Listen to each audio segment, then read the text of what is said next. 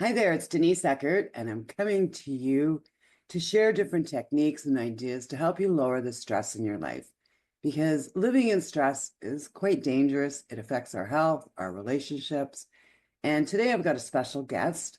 Her name is Shulamit Levtov, and she's known as the entrepreneur's therapist. She's a culture change catalyst focusing on mental health and entrepreneurship, speaking, teaching, and consulting nationally and internationally, and supporting individual women, business owners through the emotional challenges of running a business. Shulamit's unique approach combines her 30 plus years of entrepreneurship and 24 years as a mental health professional. She is a master's level licensed somatic trauma therapist and a trauma survivor. She's also has certification in the trauma of money and financial social work. Welcome, Shulamit. Hey, Denise, I'm so happy to have this opportunity to chat with you about a topic that's dear to both our hearts. It is because you know what? Being an entrepreneur for so many years, we sit in our offices and no one really helps us with our mental health. So, what inspired you to get into this work, helping entrepreneurs with mental health? Right? Well, it's my own story, actually, a combination of my own story and other people's stories. But in August 2020, I had a very thriving private group practice, a holistic stress and trauma clinic, and completely unrelated to COVID. I was a complete wreck because, like we do in our businesses, I was wearing all the hats and doing all the things, and I didn't have the support that I needed. And so when things started to go sideways, I lost my crap. I treated a staff member. They had done something that was definitely an error, but should have been addressed one-on-one, and I addressed it, blew up at them in front of the rest of the team, which is bad leadership, harmful for them, not my way of doing things. And I knew there was something that needed attention. And I spoke to my own therapist, and he said, you need to take a stress leave. And as I thought about it, I thought, no, you know what I really need to do? I need to exit the business. And so I did. So I've left the business and I'm sitting at home now thinking, well, what am I going to do now? And I thought about how my business affected my mental health. I thought about my experience as the lone therapist in entrepreneurial spaces and how other business owners would whisper to me about their mental health challenges that they didn't dare share with other people. And I put two and two together and got five. We need mental health professionals who understand the mental health impact of running a business and what to do about it. And that's how the entrepreneur's therapist was born. Now, I can totally relate to this. Right? Now, what are some of the unique challenges that entrepreneurs face? Well, in the research, the number one stressor for entrepreneurs is cash flow. Mm-hmm. So I just want to be straight up about that. Not something I help with, but when you're having difficulty with the cash in your business, you're going to have a stress response to that. It's a survival issue. Your nervous system is going to freak out. You are going to be in fear for the survival of your business and yourself. And while there are concrete things on the ground that you need to do to manage your cash flow, that's not my purview, but it's hard to think straight when you're in fear. And that's where I come in and can help folks with their number one stressor, the cash flow, because I can help them care for themselves and their nervous system so that they can have the capacity to solve the problems in their business. The second issue, aside from cash flow, that people mention when they come in to see me is isolation. Because as I alluded to in my story, most entrepreneurs don't share their vulnerability with other people for two reasons. One, there's an incredible amount of stigma around mental health still in the entrepreneurial field, but also people fear that if they share their vulnerability, that will undermine people's confidence in them and undermine the success of their business. And if that's what's at risk, who's going to tell anybody anything, right? So those are the two big factors. There are others, but those are the two main things. So I'll leave it like that for now and see what you have to think about it. You know what? It's incredible because when I started down this road, I became a coach and I wanted Mm, to help women lower their stress because that's my mm, thing, because I experienced burnout so many times. And I started working with women to lower their stress. And women would not admit they had stress for Right. the Yeah. same reason. I believe that they didn't want to admit the stress in their lives and in their business because, yeah, it would undermine them as a business owner. And that's Hmm. really sad. It really is. But how can we get past that as a woman, especially working for ourselves and having all the different hats on? How can we reach out for help where we don't feel that we're failing or that our business is in jeopardy, where we can actually get the help that we need? Sure. Well, the first thing I would recommend is many women, as a result of our social conditioning, are very highly attuned to the people in their environments. Because of that, we know how people are going to behave. We know how they are. We are good, as a rule, we're good judges of character because we have to be. So, my first tip would be to pay attention to the people around you. Notice who responds to other people in ways that are helpful, kind, considerate, encouraging, and maybe take a teeny step toward confiding in that person and see how it goes. If you get the support, if you get the supportive, helpful response, then you can take a little bit bigger risk and confide in them a little bit more. Another option is to find a biz bestie, somebody you really get along with, who's also an entrepreneur, with whom you can share just like the peer support around growing the business, like a mini mastermind, you and them. And because there's someone you've come to trust, right? Then you can begin to say, hey, you know what? I want to introduce into this relationship some mutual emotional support around our business. Let's do check ins. Like, is it all right if I let you know when I'm not doing so well and ask for encouragement? And the other person, they might say yes or they might say no. But that's a way also to work your way into, because we need to use good judgment when we're going to take risk, right? And those are two ways that you can use your own skills to sense who might be supportive and who isn't. Another aspect to look at is when you're looking at a community of support, like a mastermind group or a coaching group, pay close attention to the language that is used in the marketing. Because if they're using numbers based, performance based claims to sell, then they're less focused on the emotional side of things. If they're talking about rise and grind or hustle culture or any of those kinds of things, that's not going to be a good values fit for you. But there are communities that do. And in fact, there's a thing called slow business now. It's a trend within the business world. And if you search for slow business or look at the hashtag slow business, you'll find a bunch of folks who are thinking about business in a way that is supportive of you and your nervous system and your mental health. So those are some tips, and you can start to explore in that direction. I love that. I love that. Well, we're just even slow business. Yes, right? I mean, in my past, I've done a lot of different things, and I remember doing a couple different companies with MLM, and it was Mm, definitely not slow business.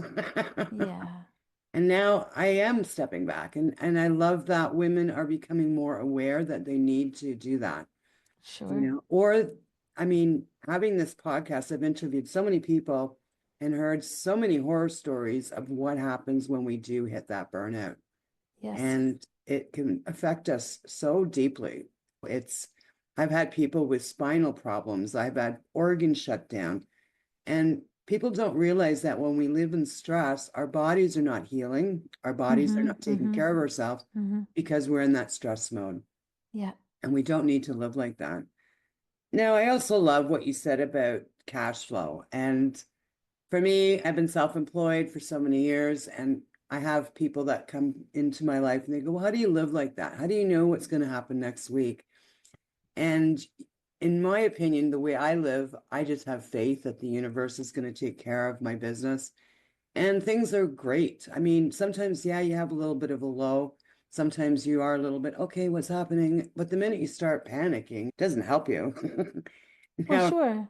are there any tips and techniques you can share with the audience who are dealing with financial stresses of their business? Are there things that they can do to not alleviate, because finances are finances, but mentally? Sure. Well, the first thing I would say is to recognize that money. So I'll take one step back. I'm all about the monies for people, and I'm all about commerce and business. What I don't support is capitalism and exploitation. So I need to make that distinction because I'm going to say something about capitalism that might make people think, well, what are you talking about business for? But there's a difference between business and capitalism.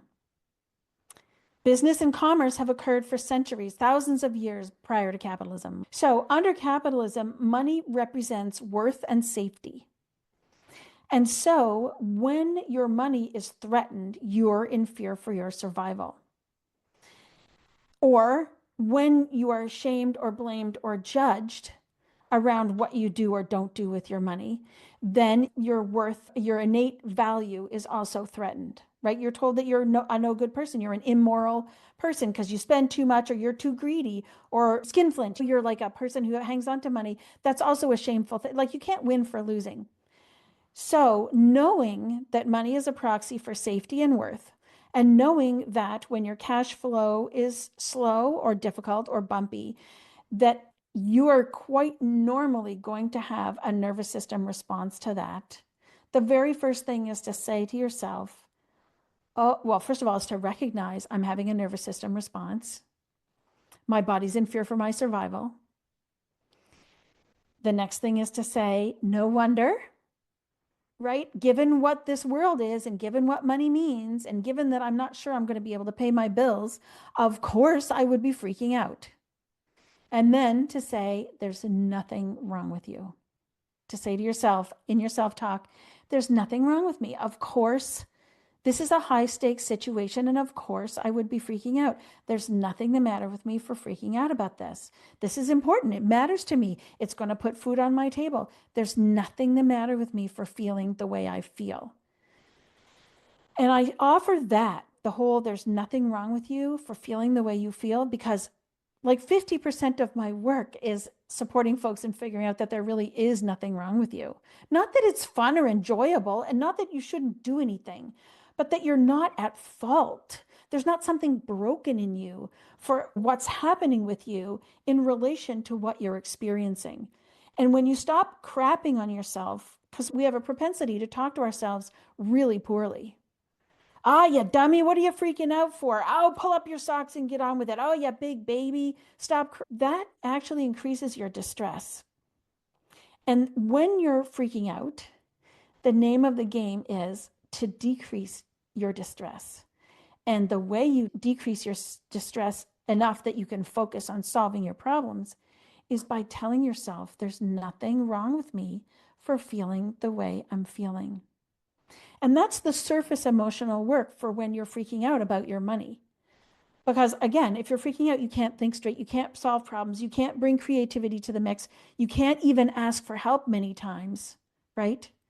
So there's more to unpacking the emotions around money, but that's like the first step in response to your question about what people can do if they're freaking out over cash flow.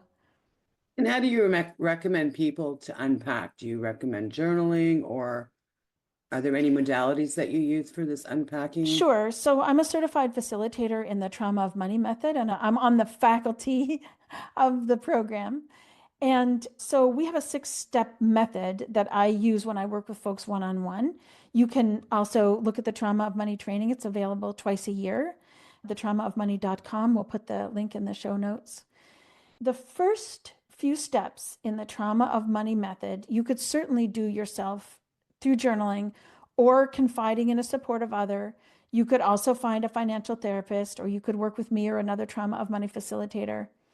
Because as I alluded to earlier, until we understand that money under capitalism represents safety and worth, and normalize the fact that when your safety or your worth are threatened, that you're going to be afraid, right? You're going to think there's something wrong with you. So the very first step would be, when you're freaking out, if you've got time to journal, is to journal, what's at risk here? Is it my safety or my worth? And spend some time writing what your thoughts are about that.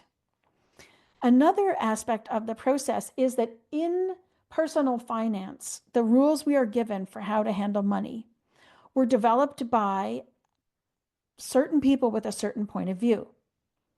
Usually wealthy people, wealthy white men who have money to begin with. And they've got this formula that's presented as personal finance across the board, like one size fits all. But if you haven't got money to start with, that isn't going to work for you. But it doesn't, you try it, you read this book, you read that book, you go to this program, you take this class, still you haven't got money, your budget isn't going to work, you're in debt, whatever. And what's the moral of that story, usually that we take, is that it's our fault for not managing our budget better. When in fact, there are systemic issues that have an impact on people's access to cash. And the personal finance rules assume you have access to cash, right? So this is an example of a narrative that is inherent in the way the financial system works and that informs the way we think about money. So another step in the trauma of money method is looking at the narratives that are at play in the ways you think about money. For example, the idea that debt is immoral. Debt is debt is debt is debt. But the institutions that offer us debt, opportunities to get indebted, have a vested interest in ensuring that we pay. And I'm not saying we should just willy-nilly get indebted and then blow it off. What I'm saying is we can separate any of the emotional valence, any of the morality around debt. You're told that if you're in debt, it's bad. It's bad. You should pay everything cash. But like sometimes you need to be in debt for a number of different reasons. There's no morality to it. And yet I see many, many, many people who come in here crushed by shame around debt that they have because just blanket debt is bad. So this is another example. Debt is bad. Where do we get that message? We get it from outside. Is that actually in line with my values and how I use debt in my life? How did I get in debt? What were the circumstances? In the US, for example, folks can be in debt because of medical care. Well, how is that a personal moral failing? It's not. It's actually a function of the system that in order for you to live and not die, you had to indebt yourself. Where's the moral failing there? The moral failing there is in the exploitative for-profit medical care and insurance system. So when we can take some time to peel apart the narratives around money in our lives and recognize that's actually not my narrative. The shame I feel is not my shame. It's shame that belongs out there. And I can say, this is not my shame. Money is neutral, and I can place my shame out there where it belongs, which means when I'm not feeling ashamed, I again have more presence of mind so that I can be creative and solve my problems. And I can also use discernment. So this is what we say in the trauma of money: decrease shame, increase discernment. I can increase my discernment around what am I going to accept and what am I not going to accept around these assumptions about money that previous to this were guiding my decisions and my behaviors. So it's a deeper journey. And the Trauma of Money book is coming out shortly. We're March 2025. So within the next, it's already up on the Wiley website, and I can send you the link. We'll put it in the show notes. Absolutely. Which in the next 2 months, the book will be out and people can use the book to support them in doing this kind of journaling and decreasing shame and increasing discernment. And it's amazing, these things that we put in our head. But then again, I mean, I know being self-employed, if you go to an institution for a loan for whatever reason, you're treated quite differently. And I guess what used to piss me right off is that I've always been self-employed and I've always made money. And you can turn around and give that loan to someone who's working for a company where their skills are extremely limited and they are not that employable outside of that job. And that company could close tomorrow. And how are they going to pay that loan? Absolutely. And it's just well, like, it's a fiction. It's a fiction that we all